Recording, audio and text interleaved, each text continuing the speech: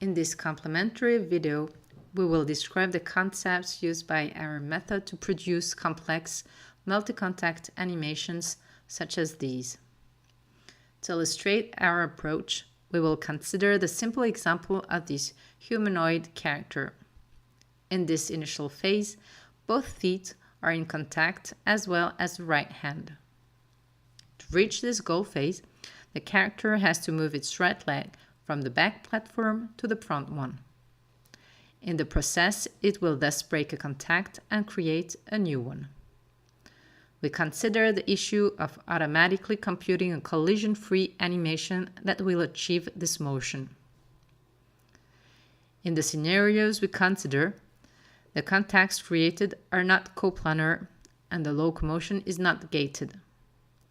This results in non-trivial kinematic and dynamic constraints that must be satisfied to produce plausible results. To reduce the dimensionality of the problem, we express these constraints as the center of mass, or COM, of the character. A sampling-based scheme is used to compute this green polytope. It represents the kinematic constraints that apply on the COM when the left foot is at the displayed position. We can compute similar polytopes for the right foot and for the right hand. Under a hypothesis of independence, the intersection of the polytopes corresponding to each active contact gives us the kinematic constraints of the center of mass of the character. For COM positions that lie in the polytope, we can find whole body configurations that satisfy the contact constraints. However, because we do not account for dynamic constraints, they may look unnatural, as illustrated here. The introduction of such constraints results in a non-convex problem extremely hard to solve. Thus, in a first step, we only consider quasi-static equilibrium constraints. The yellow polytope depicts the equilibrium feasible area for the displayed contact set. If the COM belongs to this area, then there exists a set of contact forces such that the character will remain in its position without accelerating.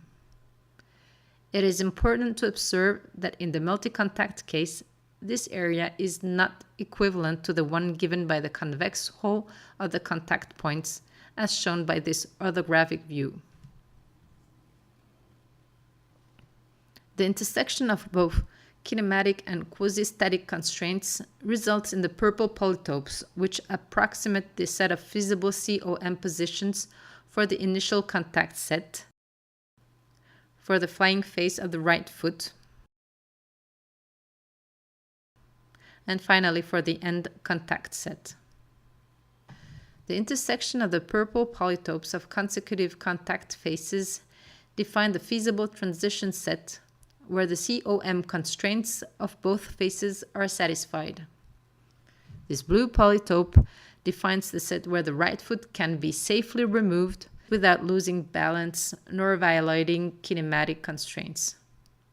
To generate a motion that safely removes the contact, we choose a transition point in the blue polytope.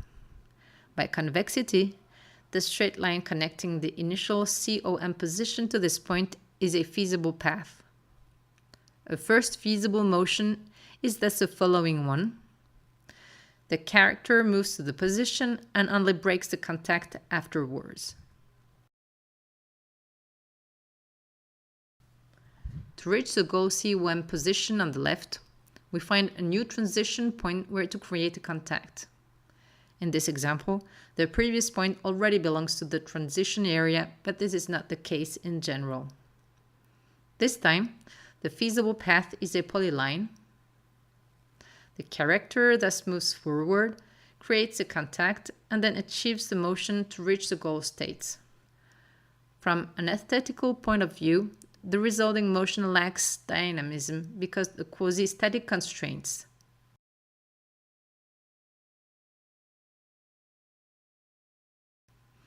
In the paper, we explain how to relax the quasi-static constraints by using the transition points as control points for a Bezier curve such as this one. This allows us to preserve kinematic constraints while generating smoother, more dynamic motions such as this one.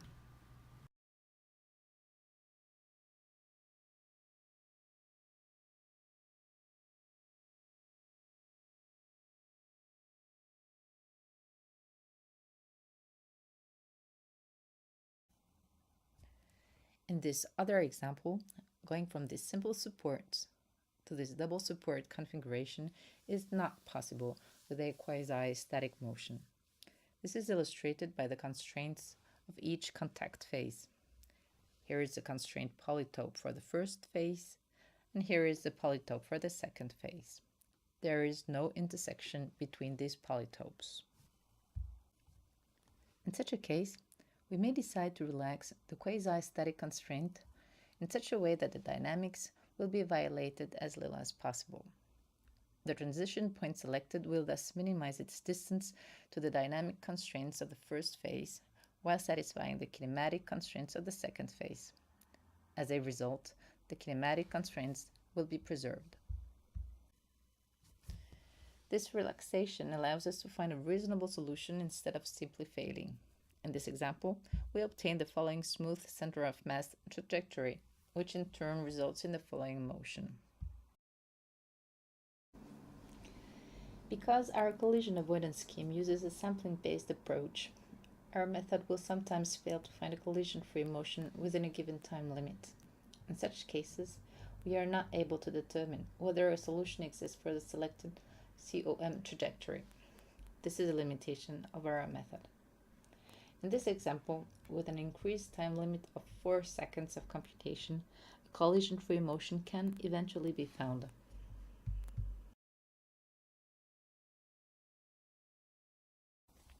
The constraint relaxation used by Tupac can lead some of the motions to violate partially the laws of dynamics when the motion is synthesized.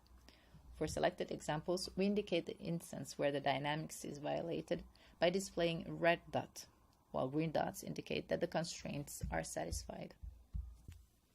For the chair scenario, the generated motions always satisfy the constraints. Similarly, the walks of HRP2 all satisfy the constraints.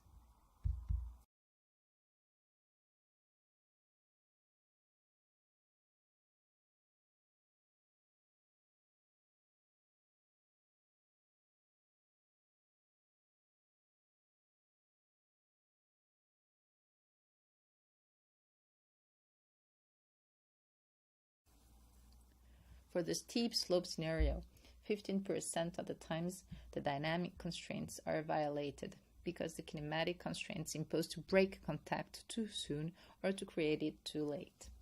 This is also the case for some of the transitions in the twister scenario.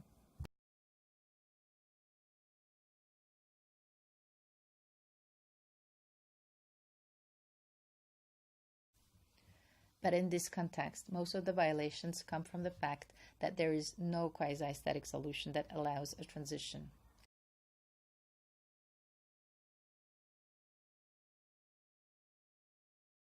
In the climbing scenario, where there is never a quasi-static solution, the success rate decreases significantly as our method reaches its limits.